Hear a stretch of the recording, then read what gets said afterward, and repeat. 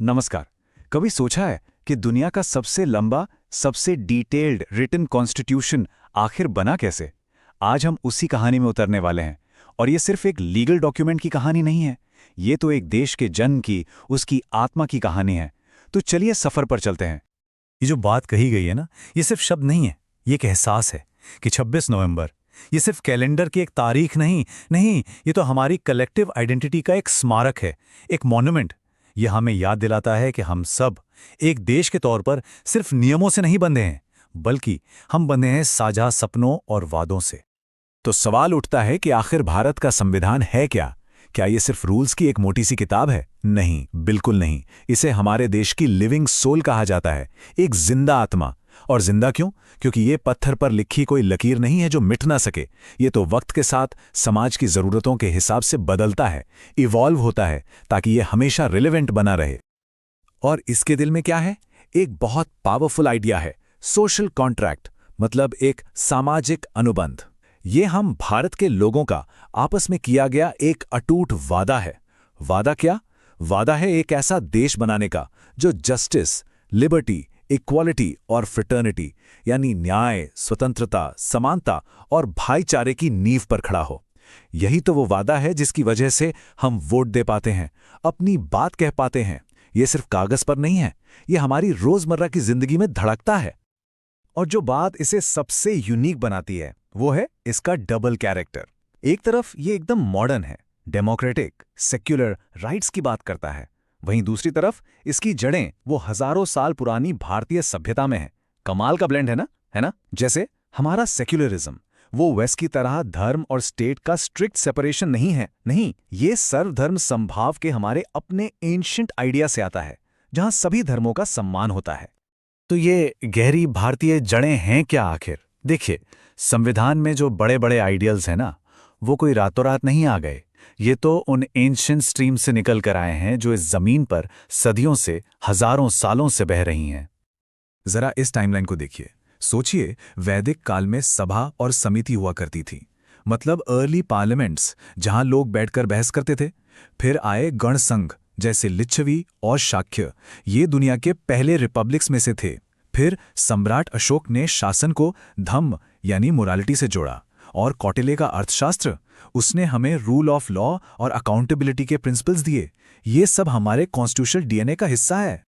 लेकिन एक देश सिर्फ स्ट्रक्चर और लॉस से तो नहीं चलता, है ना? उसे एक मॉरल फोर्स चाहिए, एक नैतिक बल। और ये बल कहां से आया? ये आया उन स्पिरिचुअल और फिलॉसॉफिकल मूवमेंट्स से जिन्होंने भारत की सोच को, भारत की आत्मा को शेप किया। जरा सोचकर देखिए, भक्ति और सूफी संतों ने जब ये कहा कि ईश्वर की नजर में सब बराबर हैं, तो वो असल में इक्वालिटी और सोशल जस्टिस का बीज बो रहे थे। अकबर की सुलह ए कुल की पॉलिसी, यानी सबके साथ शांति, वो रिलीजियस टॉलरेंस का एक बेंचमार्क बन गई। और सिख गुरुओं की टीचिंग्स, बराबरी और जुल्म के खिलाफ खड़े होने की, वो आवाज तो आज भी गूंजती है। हमारे संविधान की प्रियम्बल में जो वैल्यूज है ना, उनकी आत्मा यहीं बसती है। अच्छा, अब कहानी पहुंचती है मॉडर्न इंडिया में, और यहां एक बहुत ही इंटरेस्टिंग चीज हो रही थी। इमेजिन कीजिए, दो बड़ी नदियां एक साथ बह रही हैं। एक नदी थी ब्रिटिश राज की बनाई हुई एडमिनिस्ट्रेटिव मशीनरी, उनका ढांचा, और दूसरी थी आजादी की जबरदस्त लहर जो उस ढांचे पर कब्जा करना चाहती थी। देखिए, अंग्रेजों ने अपने राज को चलाने के लिए स्टेप बाय स्टेप एक पूरा सिस्टम खड़ा किया। 1773 के रेगुलेटिंग एक्ट से सेंट्रलाइजेशन शुरू हुआ, फिर चार्टर एक्ट से लेजिस्लेटिव काउंसिल्स बनी, और 1935 के गवर्नमेंट ऑफ इंडिया एक्ट तक आते आते एक पूरा एडमिनिस्ट्रेटिव स्केलेटन तैयार था। वो शायद जानते भी नहीं थे, लेकिन वो एक नदी के लिए उसका रास्ता तैयार कर रहे थे, एक ढांचा बना रहे थे। और ये नंबर देखिए, 60%। ये चौंकाने वाला है ना? हमारे संविधान का करीब 60% ढांचा इसी 1935 के एक्ट से लिया गया है। तो हमने लिया क्या? फेडरल स्ट्रक्चर, जुडिशरी का डिजाइन, पब्लिक सर्विस कमीशंस, ये सब। लेकिन एक बहुत बड़ा लेकिन था। अब इस ढांचे में ब्रिटिश साम्राज्य का नहीं, बल्कि भारतीय लोगों का खून, भारतीय लोगों की उम्मीदें दौड़ने वाली थीं। तो ढांचा तो अंग्रेज बना रहे थे, पर उस नदी में जो पानी का सैलाब आया, वो था स्वराज की मांग का। और ये कोई खोखली मांग नहीं थी, इसमें आइडियाज थे, विजन था।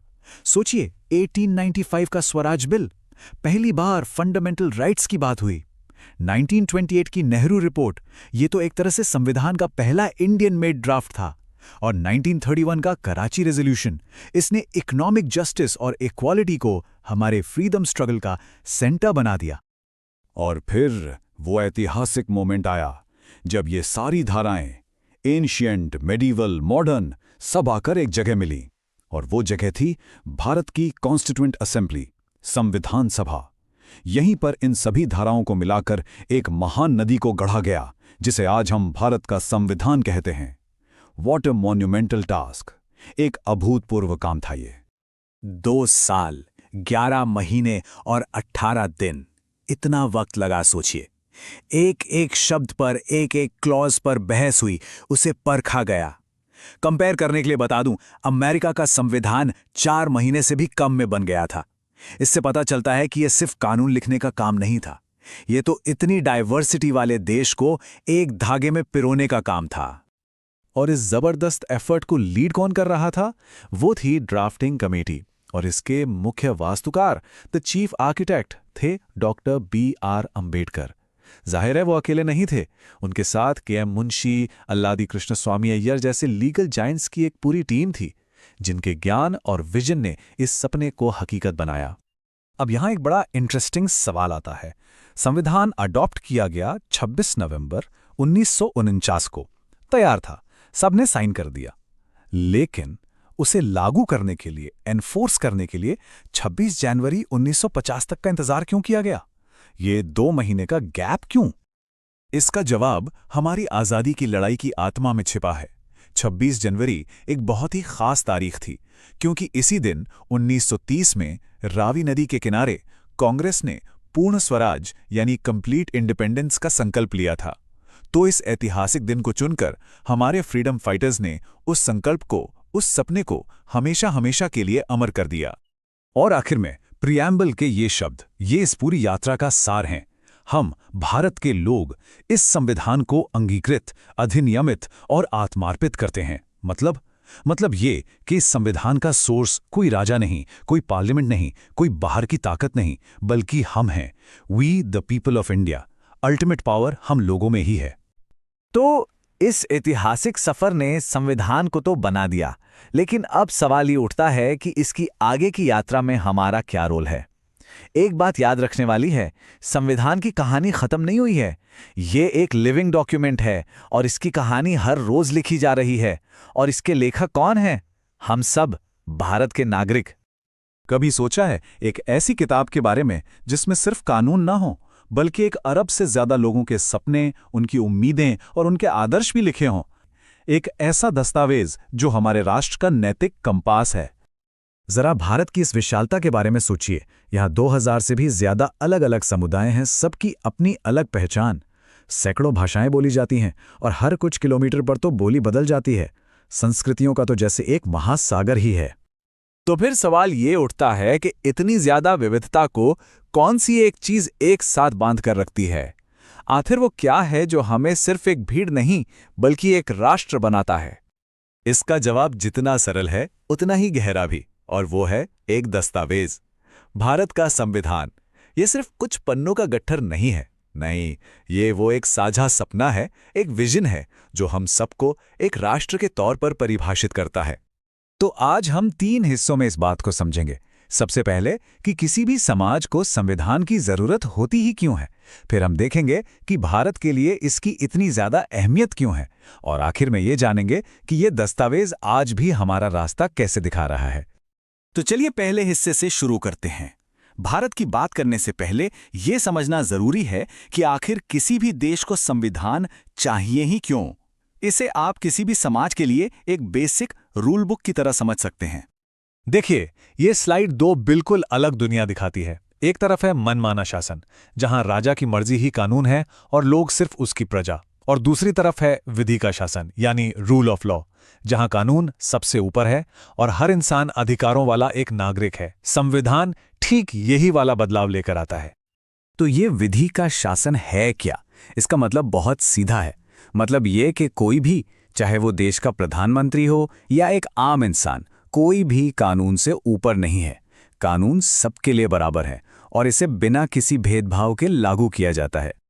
संविधान का एक और बहुत जरूरी काम है, और वो है नागरिकों को उनके मौलिक अधिकारों की गारंटी देना, जैसे कि अपनी बात कहने की आज़ादी, समानता का अधिकार।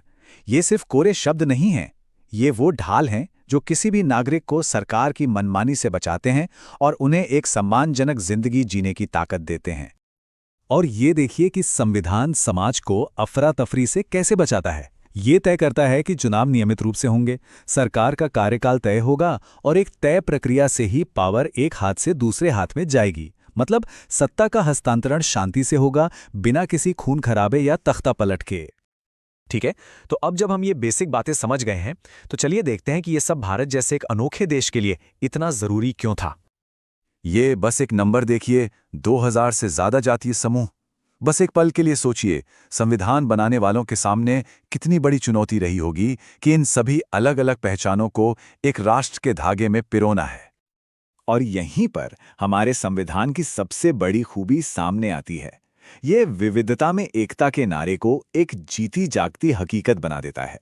ये एक ऐसी भारतीय पहचान बनाता है जो किसी की लोकल पहचान को मिटाती नहीं, बल्कि उसका सम्मान करती है, उसे सेलिब्रेट करती है। पर हमें ये भी नहीं भूलना चाहिए कि संविधान को सिर्फ विविधता को ही नहीं संभालना था, बल्कि सदियों पुरानी सामाजिक बुराइयों से भी लड़ना था। जाति के आधार पर भेदभाव, छुआछूत, लैंगिक असमानता, ये सब वो कड़वी सच्चाइयां थीं जो हमारे समाज में गहरी जड़ें जमा चुकी थीं। तो संविधान ने इन चुनौतियों का सीधा सामना किया। इसने छुआछूत जैसी अमानवीय प्रथा को गैर कानूनी बना दिया। इसने आरक्षण जैसी नीतियां बनाई ताकि जिन समुदायों को इतिहास में पीछे छोड़ दिया गया, उन्हें आगे आने का मौका मिल सके। ये सिर्फ एक कानूनी दस्तावेज नहीं था, ये एक सामाजिक क्रांति का ऐलान था। और हाँ, ब्रिटिश शासन का जो अनुभव था वो एक बहुत बड़ा सबक था। उस दौर ने हमें सिखाया कि जब ताकत पर कोई लगाम न हो तो वो कितनी जालिम हो सकती है। इसलिए संविधान बनाने वालों ने पक्का किया कि आज़ाद भारत में कोई भी सरकार कभी भी उतनी तानाशाह न बन पाए। तो चलिए अब आखिरी हिस्से पर आते हैं। ये जो ऐतिहासिक दस्तावेज है, ये आज के मॉडर्न भारत के लिए कैसे काम का है? क्योंकि ये कोई पत्थर की लकीर नहीं, ये एक जीवित दस्तावेज है जो समय के साथ साथ खुद को बदलता है, विकसित होता है। आज हमारे सामने नई तरह की चुनौतियां हैं, जैसे डिजिटल दुनिया में हमारे अधिकार, प्राइवेसी का हक, पर्यावरण को बचाने की लड़ाई। और यहीं पर संविधान एक लिविंग डॉक्यूमेंट की तरह काम करता है। जैसे जीवन के अधिकार की व्याख्या को अब बड़ा करके उसमें निजता का अधिकार यानी राइट टू प्राइवेसी को भी शामिल किया गया है। ये हमें आज के नए खतरों से बचाता है। तो आखिर में बात यह है कि भारत का संविधान सिर्फ वकीलों और जजों के लिए एक सूखी कानूनी किताब नहीं है। नहीं, ये हमारे लोकतंत्र की लाइफलाइन है। ये हमारे अधिकारों का सबसे बड़ा रक्षक है और पूरे देश के लिए एक नैतिक गाइड है। ये हमें हर दिन याद दिलाता है कि एक राष्ट्र के तौर पर हमारे सबसे ऊंचे आदर्श क्या हैं। और यही सवाल आज हमारे सामने है।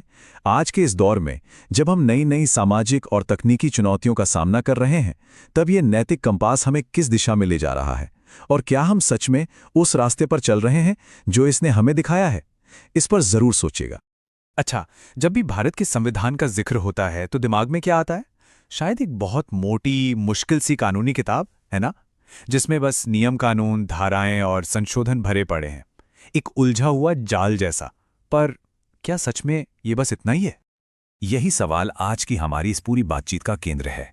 क्या हमारा संविधान सिर्फ एक रूल बुक है जो देश को चलाने के काम आती है, या फिर इसके पन्नों में कुछ और भी है, कुछ ज्यादा गहरा?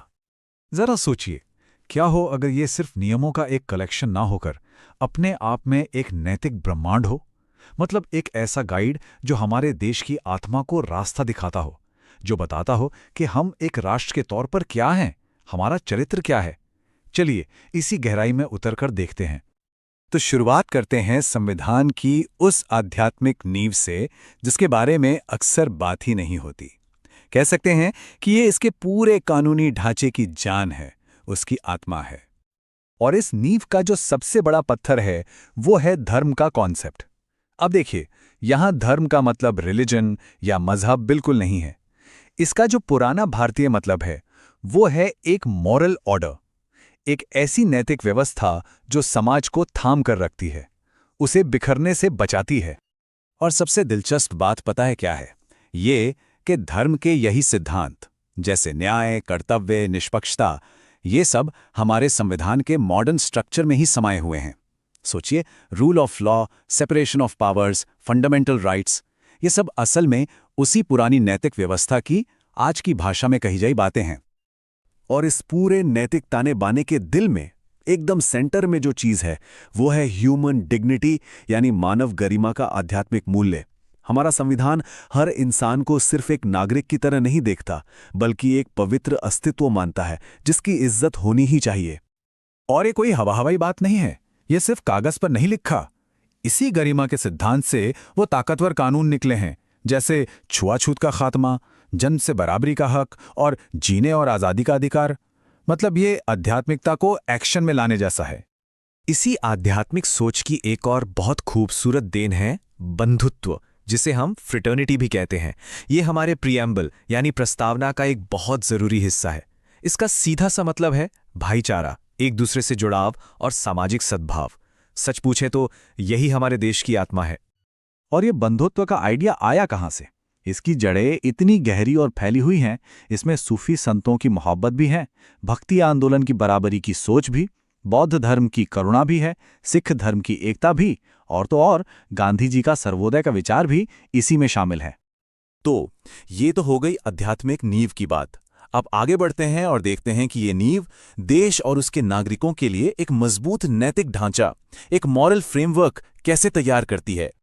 देखिए, हमारी प्रस्तावना 3 तरह के न्याय का एक नैतिक वादा करती है: सोशल, इकोनॉमिक और पॉलिटिकल। और ये सिर्फ कानूनी हक नहीं है, ये दरअसल हर तरह के जुल्म, शोषण और पावर के गलत इस्तेमाल के खिलाफ एक बहुत गहरा नैतिक वादा है, एक संकल्प है। ठीक इसी तरह इक्वालिटी यानी समानता भी सिर्फ एक कानून नहीं है, ये एक नैतिक ऐलान है। एक ऐलान की हर इंसान की कीमत बराबर है, फिर चाहे उसकी जाति, धर्म, जेंडर या वो कहाँ पैदा हुआ, इससे कोई फर्क नहीं पड़ता। ये भेदभाव के खिलाफ एक तरह से नैतिक जंग का ऐलान है। और यहीं पर एक बहुत जरूरी बैलेंस आता है। संविधान हमें अधिकार तो देता है, पर साथ ही कुछ नैतिक कर्तव्य यानी मॉरल ड्यूटीज भी देता है। जैसे हमें बोलने की आज़ादी का हक है, तो देश की एकता बनाए रखने की जिम्मेदारी भी है। मतलब ये एक ही सिक्के के 2 पहलू हैं, अधिकार और कर्तव्य। चलिए अब एक कदम और आगे बढ़ते हैं, देखते हैं कि ये नैतिक ढांचा गवर्नेंस यानी शासन को किस नज़र से देखता है। और यहाँ एक बहुत बड़ी बात है, ये पावर को कोई प्रिविलेज नहीं बल्कि एक पवित्र जिम्मेदारी मानता है। और इसी से जुड़ा है डॉक्टर B.R. अम्बेडकर का एक बेहद जरूरी कॉन्सेप्ट, संवैधानिक नैतिकता या कॉन्स्टिट्यूशनल मोरालिटी। उन्होंने कहा था कि ये कोई नेचुरल फीलिंग नहीं है, मतलब ये अपने आप नहीं आती, इसे सीखना पड़ता है, इसे डेवलप करना पड़ता है। तो सवाल यह है कि इसका आखिर मतलब क्या है? सीधे शब्दों में कहें तो संवैधानिक नैतिकता का मतलब है इंस्टीट्यूशंस की इज्जत करना, जो आपसे सहमत नहीं हैं उनकी बात को भी जगह देना, हमेशा नियमों के हिसाब से चलना, और सबसे जरूरी पावर पर एक मॉरल चेक रखना। ये एक तरह का अदृश्य नैतिक कोड है जो डेमोक्रेसी को भीड़तंत्र और तानाशाही बनने से रोकता है। और सरकार की ये नैतिक जिम्मेदारी सबसे साफ कहाँ दिखती है? सोशल जस्टिस के मिशन में। जो आरक्षण या वेलफेयर पॉलिसीज हैं, वो सिर्फ सरकारी स्कीमें नहीं हैं, वो सदियों से हुए ऐतिहासिक अन्यायों को ठीक करने की एक नैतिक कोशिश है, राज्य का एक नैतिक कर्तव्य। तो हमने संविधान की आध्यात्मिक और नैतिक परतें तो देख लीं, पर सवाल ये है कि आज के जमाने में इस नजरिए से संविधान को समझना इतना जरूरी क्यों है? Why does it matter? पहली बात, क्योंकि जब लोगों को संवैधानिक नैतिकता की समझ होती है, तो कोई भी नेता धर्म, जाति या भावनाओं के नाम पर उन्हें आसानी से भटका नहीं सकता। ये पावर के गलत इस्तेमाल पर एक बहुत बड़ा मॉरल ब्रेक लगाता है।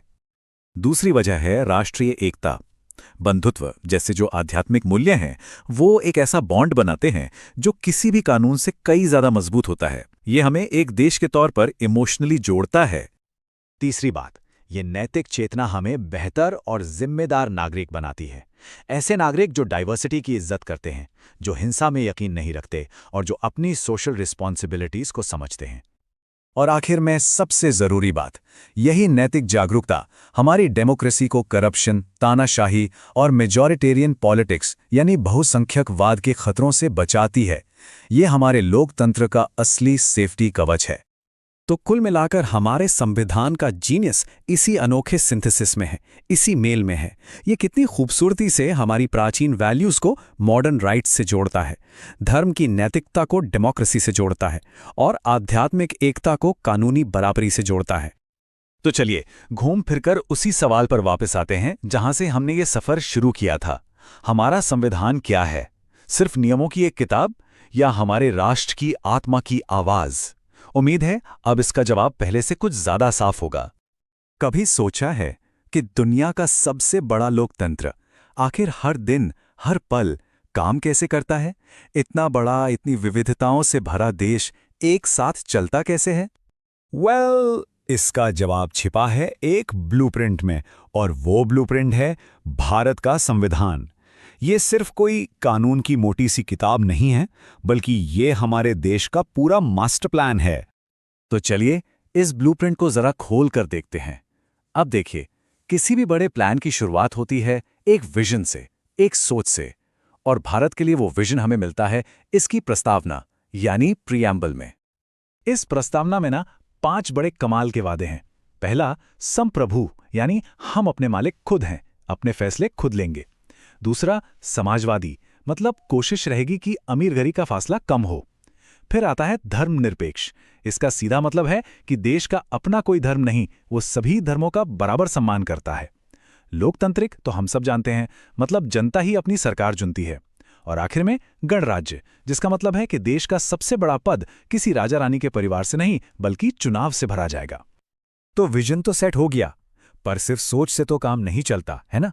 उस विजन को जमीन पर उतारने के लिए एक मजबूत ढांचे की, कुछ पक्के नियमों की जरूरत होती है। तो चलिए अब बात करते हैं शासन के इन्हीं मजबूत स्तंभों की। और इन स्तंभों में सबसे पहला और सबसे ऊंचा स्तंभ है संविधान की सर्वोच्चता। मतलब भारत में संविधान ही सुप्रीम है। कोई भी, चाहे वो सरकार हो, संसद हो या कोई भी अदालत, कोई भी इससे बड़ा नहीं है। अगर कोई भी कानून संविधान के किसी बात को काटता है तो वो कानून रद्द हो जाएगा। बस यही वो चीज है जो किसी को भी तानाशाह बनने से रोकती है। भारत का स्ट्रक्चर ना बड़ा ही अनोखा है। मतलब पावर केंद्र और राज्यों में बटी हुई है, बिल्कुल एक टीम की तरह। लेकिन अगर देश पर कोई बड़ी मुसीबत आ जाए, जैसे कोई इमरजेंसी, तो सारी ताकत केंद्र के हाथ में आ जाती है ताकि देश एकजुट रह सके। ये जो बैलेंस है ना, यही भारत की असली ताकत है। अच्छा, अब सरकार चलती कैसे है? इसके लिए हमने ब्रिटेन वाला संसदीय सिस्टम अपनाया है। इसमें क्या होता है कि देश के मुखिया तो राष्ट्रपति होते हैं, पर असली पावर होती है प्रधानमंत्री और उनके मंत्रियों के हाथ में। और सबसे जरूरी बात, ये सरकार जो भी करती है उसके लिए उसे संसद में जवाब देना पड़ता है। मतलब वो सीधे सीधे जनता के प्रति जवाबदेह है। तो हमने देश के ढांचे और सरकार की बात तो कर ली, पर इस पूरे सिस्टम के दिल में क्या है? अब हम संविधान के उसी हिस्से पर आते हैं जिसे लोकतंत्र का दिल या उसकी आत्मा कहा जाता है। ये है वो अधिकार जो हर एक नागरिक को मिलते हैं। सोचिए, जिन्होंने ये संविधान बनाया, डॉक्टर B.R. अम्बेडकर, उन्होंने खुद इन अधिकारों के बारे में कहा था कि ये संविधान की आत्मा और उसका दिल है। इससे अंदाजा लगा सकते हैं कि ये कितने ज्यादा जरूरी हैं। ये अधिकार एक तरह से हर नागरिक के लिए एक सुरक्षा कवच है। जैसे कानून के सामने सब बराबर हैं, ये है समानता का अधिकार। अपनी बात कहने की आजादी, किसी भी धर्म को मानने की आजादी, ये है स्वतंत्रता का अधिकार। किसी भी तरह के शोषण से बचाने वाला अधिकार, और अपनी भाषा, अपनी संस्कृति को बचाने का अधिकार, ये सब इसमें शामिल हैं। पर एक सवाल है, अगर यह अधिकार कोई छीनने की कोशिश करे तो? यहीं पर आता है सबसे बड़ा अधिकार, संवैधानिक उपचारों का अधिकार। ये एक तरह से मास्टर की है। इसका मतलब है कि अगर किसी के भी मौलिक अधिकारों का उल्लंघन होता है तो वो इंसान सीधा हाई कोर्ट या सुप्रीम कोर्ट का दरवाजा खटखटा सकता है। सच पूछिए तो यही वो अधिकार है जो बाकी सारे अधिकारों को असली ताकत देता है। ठीक है, तो अधिकार तो मिल गए, लेकिन देश चलाना एक टू वे स्ट्रीट जैसा है ना? अधिकार के साथ साथ कुछ जिम्मेदारियां भी आती हैं, और संविधान ये जिम्मेदारियां सरकार और नागरिक दोनों को देता है। इसे ऐसे समझिए, एक तरफ सरकार के लिए एक टू डू लिस्ट है, जिसे हम नीति निर्देशक तत्व कहते हैं। ये सरकार को बताते हैं कि उसे जनता की भलाई के लिए क्या क्या करना चाहिए। और दूसरी तरफ हम नागरिकों के लिए भी एक टू डू लिस्ट है, जिसे मौलिक कर्तव्य कहते हैं, जैसे संविधान का सम्मान करना, भाईचारा बनाए रखना, देश की संपत्ति को नुकसान न पहुंचाना। तो सवाल ये है कि इतने बड़े और जरूरी ब्लूप्रिंट की रखवाली कौन करता है? इसे कोई बदल ना दे या नजरअंदाज ना कर दे, ये कौन देखता है? संविधान ने इसके लिए अपने खुद के गार्ड्स, अपने संरक्षक भी बनाए हैं। ये संरक्षक हैं हमारी स्वतंत्र संस्थाएं, जैसे हमारी अदालतें यानी न्यायपालिका, चुनाव कराने वाला इलेक्शन कमीशन, अफसरों की भर्ती करने वाला यूपीएससी और सरकार के खर्चों पर नजर रखने वाला सीएजी। ये सब सरकार से आजाद होकर काम करते हैं ताकि सिस्टम में हर चीज सही और निष्पक्ष तरीके से हो। और इन सभी के पास एक बहुत बड़ा हथियार है, जुडिशियल रिव्यू यानी न्यायिक समीक्षा। इसका सीधा मतलब है कि अदालतें सरकार के किसी भी कानून या फैसले को जांच सकती हैं और अगर उन्हें लगता है कि ये संविधान के खिलाफ है तो उसे रद्द कर सकती हैं। ये सरकार की पावर पर एक बहुत बड़ा चेक है। तो अब तक हमने देखा कि संविधान कैसे काम करता है। चलिए अब आज ऐसी चीजों पर नजर डालते हैं जो न सिर्फ इस देश को जोड़ती हैं बल्कि इस संविधान को एक लिविंग डॉक्यूमेंट यानी एक जिंदा दस्तावेज बनाती हैं। सबसे पहली बात, एक राष्ट्र एक नागरिकता। कुछ देशों में राज्य की नागरिकता अलग और देश की अलग होती है, पर भारत में ऐसा नहीं है। हम चाहे किसी भी राज्य में रहें, हमारी पहचान सिर्फ एक है, भारतीय। ये चीज हम सबको एक धागे में पिरोती है। जरा इस नंबर पर गौर कीजिए, 90 करोड़ से भी ज्यादा। ये वो संख्या है जितने लोग हाल के एक चुनाव में वोट देने के हकदार थे। ये है भारत के लोकतंत्र का पैमाना। और ये पावर हर उस नागरिक के पास है जो 18 साल का हो चुका है। इससे कोई फर्क नहीं पड़ता कि वो किस जाति, धर्म, लिंग या अमीर गरीब वर्ग से आता है। सबको एक वोट, एक बराबर का अधिकार। यही वो चीज है जो भारत को सच में दुनिया का सबसे बड़ा लोकतंत्र बनाती है। और आखिर में एक बहुत ही कमाल की बात, हमारा संविधान पत्थर की लकीर नहीं है, ये लचीला है। मतलब समय के साथ इसमें बदलाव किए जा सकते हैं, पर ये इतना भी लचीला नहीं कि कोई इसकी आत्मा ही बदल दे। सुप्रीम कोर्ट ने एक बेसिक स्ट्रक्चर का सिद्धांत दिया है, जिसका मतलब है कि संविधान के कुछ मूल सिद्धांत हैं, जैसे लोकतंत्र, धर्मनिरपेक्षता, बराबरी। इन्हें कोई भी सरकार कभी नहीं बदल सकती। तो ये बदलता भी है और अपनी जड़ों पर कायम भी रहता है। तो जैसा कि हमने देखा, ये संविधान सच में एक जिंदा दस्तावेज है। ये सांस लेता है, समय के साथ बदलता है और विकसित होता है। और ये एक सवाल भी छोड़ जाता है कि जैसे जैसे भारत अपनी आगे की यात्रा तय करेगा, इस महान ब्लूप्रिंट का अगला पन्ना, अगला अध्याय क्या लिखा जाएगा। अच्छा, कभी ये सोचा है कि दुनिया का सबसे बड़ा लोकतंत्र खुद को एक तानाशाह के हाथों में जाने से आखिर बचाता कैसे है? इसका जवाब देखिए कानूनों की किसी मोटी सी किताब में नहीं है, बल्कि एक बहुत ही शानदार किले में छिपा है। और वो किला है हमारा भारतीय संविधान। ये सिर्फ नियमों का एक कलेक्शन नहीं है, नहीं, ये एक ढाल है। और इसे बनाया भी उन लोगों ने था जिन्होंने अपनी आंखों से देखा था कि जब पावर अनचेक्ड हो जाती है तो उसके खतरे क्या होते हैं। तो सवाल ये उठता है कि आखिर ये किला काम कैसे करता है? मतलब इसमें ऐसे कौन से गुप्त रास्ते हैं, कौन से छिपे हुए बचाव हैं जो किसी भी तानाशाह को रोक देते हैं? चलिए आज एक काम करते हैं, इस किले की दीवारों के अंदर चलते हैं और इसके राज जानने की कोशिश करते हैं। देखिए, इस किले की नींव एक डर पर रखी गई है। हमारे संविधान निर्माताओं ने अपनी आंखों से देखा था, बिल्कुल फर्स्ट हैंड एक्सपीरियंस था उनका, कि जब सारी की सारी ताकत एक शासक के हाथ में आ जाती है तो उसका अंजाम क्या हो सकता है। गुलामी के उन कड़वे अनुभवों ने उन्हें एक बहुत बड़ा सबक सिखाया था कि सत्ता को, पावर को किसी भी कीमत पर एक जगह इकट्ठा नहीं होने देना है।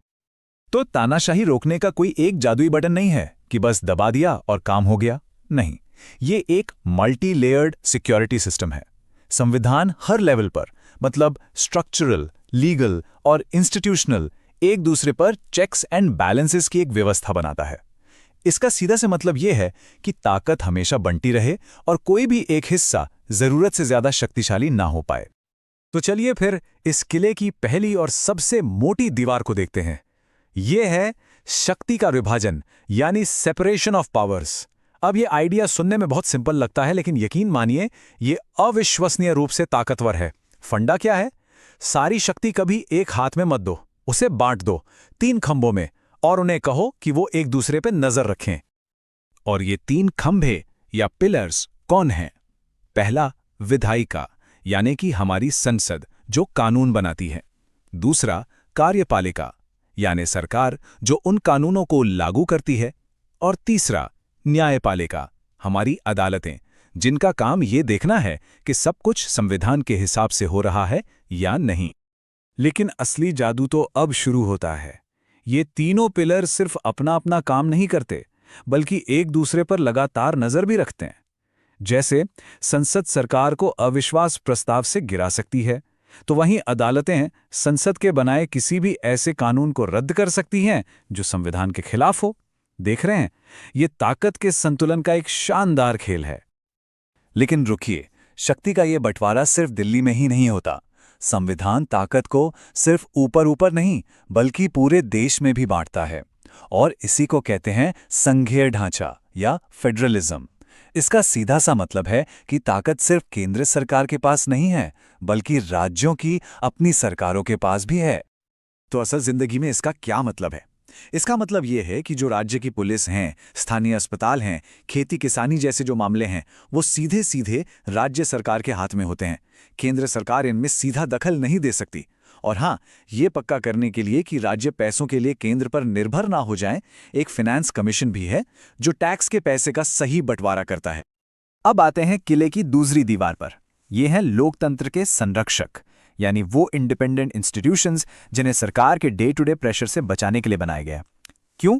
ताकि वे बिना किसी डर या पक्षपात के अपना काम कर सकें। और इनमें सबसे अहम है हमारी स्वतंत्र न्यायपालिका। इसे लोकतंत्र का अल्टीमेट गार्डियन भी कहा जाता है। देखिए, जजों का जो कार्यकाल है वो सिक्योर होता है, उन्हें इतनी आसानी से हटाया नहीं जा सकता। और यही बात उन्हें सरकार के किसी भी दबाव से आजाद होकर निडर फैसले लेने की ताकत देती है। और न्यायपालिका के तर्कश में एक ब्रह्मास्त्र भी है, आर्टिकल 32। ये हर नागरिक को एक अविश्वसनीय शक्ति देता है। सोचिए, अगर किसी के भी फंडामेंटल राइट्स का हनन होता है तो वो इंसान सीधे डायरेक्टली सुप्रीम कोर्ट का दरवाजा खटखटा सकता है। खुद डॉक्टर बी आर अम्बेडकर ने इसे संविधान की आत्मा और उसका हृदय कहा था। जरा सोचिए, ये बात ही दिखाती है कि यह अधिकार कितना ज्यादा जरूरी है। ये तानाशाही के खिलाफ एक आम नागरिक का सबसे बड़ा सुरक्षा कवच है। लेकिन न्यायपालिका अकेली नहीं है। संविधान ने और भी कई शक्तिशाली संस्थाएं बनाई हैं जो सब मिलकर एक मजबूत रक्षा दीवार खड़ी करती हैं। जरा सोचिए इलेक्शन कमीशन के बारे में, जो ये पक्का करता है कि हर वोट की गिनती हो और चुनाव फेयर हो। फिर हैं सीएजी, जो सरकार के मुनीम जी की तरह हर एक रुपए के खर्च का हिसाब रखता है। और यूपीएससी, जो ये सुनिश्चित करता है कि देश चलाने वाले अफसर अपनी काबिलियत से चुने जाएं, ना कि किसी नेता की सिफारिश से। ये सब मिलकर सत्ता पर एक मजबूत लगाम लगाते हैं। किले की अगली परत, वो कोई संस्था नहीं है, बल्कि वो है सीधे सीधे जनता को दी गई शक्ति। ये है अधिकारों और स्वतंत्रताओं का कवच, जिन्हें हम फंडामेंटल राइट्स कहते हैं। ये अधिकार हर नागरिक की अपनी पर्सनल ढाल हैं। राइट टू इक्वालिटी कहता है कि कानून की नज़र में सब बराबर हैं। Right to freedom of speech सरकार से सवाल करने और उसकी आलोचना करने की हिम्मत देता है। और right to life and personal liberty ये पक्का करता है कि किसी को भी गैर कानूनी तरीके से उसकी आज़ादी से दूर नहीं किया जा सकता। और एक मिनट के लिए सोचिए, अगर देश में सिर्फ एक ही पार्टी का राज होता तो क्या होता? भारत का जो मल्टी पार्टी सिस्टम है वो ये सुनिश्चित करता है कि सत्ता पक्ष के सामने हमेशा एक मजबूत विपक्ष खड़ा हो, जो सरकार के हर कदम पर सवाल उठाए। ये जो लगातार बहस होती है, ये जवाबदेही जो तय होती है, यही चीज तानाशाही को पनपने का मौका ही नहीं देती। और सिर्फ इतना ही नहीं, सरकार पर नजर रखने वाले सिर्फ विपक्ष या ये संस्थाएं ही नहीं हैं। एक आजाद प्रेस और एक जागरूक सिविल सोसाइटी लोकतंत्र की सतर्क आंखों की तरह काम करते हैं। ये भ्रष्टाचार को उजागर करते हैं, सत्ता के दुरुपयोग को सामने लाते हैं और सरकार को जवाबदेह बनाते हैं। तो अब हम आ पहुंचे हैं किले के सबसे भीतरी और सबसे मजबूत हिस्से में। यह है आखिरी सुरक्षा कवच, संविधान का मूल ढांचा। ये एक ऐसा सिद्धांत है जो भारतीय संविधान को पूरी दुनिया में यूनिक बनाता है।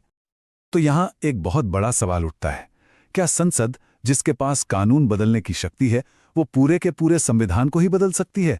क्या वो भारत को एक लोकतंत्र से एक तानाशाही में बदल सकती है? इसका जवाब है एक बड़ा सा नहीं, और इसका कारण है मूल संरचना सिद्धांत यानी basic structure doctrine. Supreme court ने यह फैसला दिया है कि संसद संविधान में संशोधन तो कर सकती है, उसमें बदलाव ला सकती है, लेकिन इसकी आत्मा को नहीं मार सकती। लोकतंत्र, धर्मनिरपेक्षता, न्यायपालिका की आज़ादी, इन जैसी बुनियादी चीज़ों को कभी नहीं बदला जा सकता। ये समझ लीजिए तानाशाही के ताबूत में आखिरी कील है। तो चलिए इन सभी सुरक्षा परतों को एक बार फिर से देखते हैं। शक्तियों का विभाजन, संघीय ढांचा, आजाद संस्थाएं, मौलिक अधिकार, निष्पक्ष चुनाव और सबसे ऊपर मूल संरचना का सिद्धांत। ये सब मिलकर लोकतंत्र का एक ऐसा अभेद्य किला बनाते हैं जिसे भेदना लगभग नामुमकिन है। यही सारी विशेषताएं मिलकर भारत को एक फ्लेक्सिबल, सेल्फ करेक्टिंग और सुरक्षित लोकतंत्र बनाती हैं। एक ऐसी जगह जहां कोई भी व्यक्ति या कोई भी दल आसानी से सत्ता का दुरुपयोग नहीं कर सकता। लेकिन एक बात याद रखने वाली है, ये किला ईंट पत्थर का नहीं बल्कि विचारों और सिद्धांतों का बना है। तो एक आखिरी सवाल, अगर संविधान हमारा किला है तो फिर इसकी रक्षा करने वाले सैनिक कौन हैं? वो सैनिक हैं भारत के नागरिक। तो असल सवाल ये है कि इस किले को हर दिन मजबूत कैसे बनाया जाए, इस पर जरूर सोचिएगा। तो चलिए थोड़ा पीछे चलते हैं। साल 1947। हमें आज़ादी तो मिल गई, लेकिन उसके साथ एक बहुत ही डरावना सवाल भी खड़ा था। पूरी दुनिया की नज़रें हम पर थीं। और जानते हैं ज्यादातर लोग क्या सोच रहे थे? वो सोच रहे थे, क्या ये देश, ये भारत एक रह भी पाएगा या फिर बिखर जाएगा? और ऐसा सोचने के पीछे वजहें भी थीं। मतलब जरा सोच कर देखिए कि भारत का जन्म हुआ कैसे था। एक तरफ बंटवारे की भयानक हिंसा, दूसरी तरफ ऐसी गरीबी जिसकी कोई हद नहीं थी। समाज में इतनी गहरी ऊंच नीच, इतनी असमानताएं और ऊपर से सालों के औपनिवेशिक शोषण की विरासत। सच कहें तो चुनौतियां पहाड़ जैसी नहीं थी, चुनौतियां पहाड़ों की पूरी श्रृंखला जैसी थीं। अब इतनी सारी मुश्किलों का जवाब क्या हो सकता था? हमारे संविधान बनाने वालों ने एक बहुत ही साहसी, मैं कहूंगा एक बहुत ही ऑडेशियस कदम उठाया। उन्होंने दुनिया के सबसे बड़े लोकतंत्र की नींव रखी। और ये कोई छोटा मोटा कदम नहीं था, ये सचमुच में क्रांतिकारी, एक रैडिकल लीप था। जरा सोचिए, ये बात है 1950s के दशक की। दुनिया के कई बड़े बड़े तथाकथित विकसित देशों में भी या तो महिलाओं को या फिर किसी खास नस्ल के लोगों को वोट देने का हक नहीं था। और तब भारत ने पहले ही दिन से अपने हर एक नागरिक को, मैं दोहराता हूं, हर एक नागरिक को, चाहे वो औरत हो या मर्द, किसी भी जाति का हो, किसी भी धर्म का हो, वोट देने का अधिकार दिया। बस इसी एक फैसले ने भारत को इतिहास का सबसे बड़ा लोकतंत्र बना दिया, रातों रात। लेकिन कहानी सिर्फ वोटिंग तक ही सीमित नहीं थी। ये तो बस शुरुआत थी। संविधान का लक्ष्य सिर्फ सरकार बनाना नहीं था, बल्कि समाज के पूरे ढांचे को, उसके नियमों को ही बदल देना था। ये असल में न्याय के जरिए एक सामाजिक क्रांति लाने का एक जबरदस्त प्लान था। और इस क्रांति की शुरुआत हुई कुछ बहुत ही दमदार, बहुत ही साहसी घोषणाओं से। संविधान ने साफ साफ, बिना किसी लाग लपेट के कहा, अस्पृश्यता का अंत होगा। फिर आया एक और मजबूत स्तंभ, एक ऐसा वादा जो इस नए देश की नींव बनने वाला था, सबके लिए समानता। और साथ ही ये गारंटी भी दी गई कि हर अल्पसंख्यक समुदाय को उसके अधिकारों को पूरी सुरक्षा मिलेगी। तो सवाल उठता है कि इन सब के पीछे सोच क्या थी, वो क्या दर्शन था? जैसा कि डॉक्टर B.R. अम्बेडकर ने कहा था, और ये बहुत गहरी बात है, कि राजनीतिक लोकतंत्र तब तक नहीं टिक सकता जब तक कि उसकी नींव में सामाजिक लोकतंत्र न हो। मतलब अगर समाज में बराबरी नहीं है तो सिर्फ वोट डालने से सच्चा लोकतंत्र नहीं आ सकता। हमारा संविधान इसी महान सोच का प्रतीक है। अच्छा, भारत की सबसे बड़ी खूबसूरती क्या है, और शायद सबसे बड़ी चुनौती भी? वो है हमारी विविधता, हमारी डाइवर्सिटी। तो संविधान बनाने वालों के सामने अगला बड़ा काम यही था कि इन अनगिनत धागों को, इन अलग अलग भाषाओं, संस्कृतियों और धर्मों को एक साथ एक राष्ट्र में कैसे पिरोया जाए। और इसका जवाब मिला एक बहुत ही अनोखे आइडिया में, यूनियन ऑफ स्टेट्स, यानी राज्यों का संघ। अब इसका मतलब क्या है? मतलब ये कि एक ऐसा ढांचा बनाया गया जहां एक मजबूत केंद्र सरकार तो होगी जो पूरे देश को एक रखे, लेकिन साथ ही हर राज्य की अपनी अलग पहचान, उसकी संस्कृति, उसकी भाषा, सब कुछ सुरक्षित भी रहेगा। एक बेहतरीन संतुलन।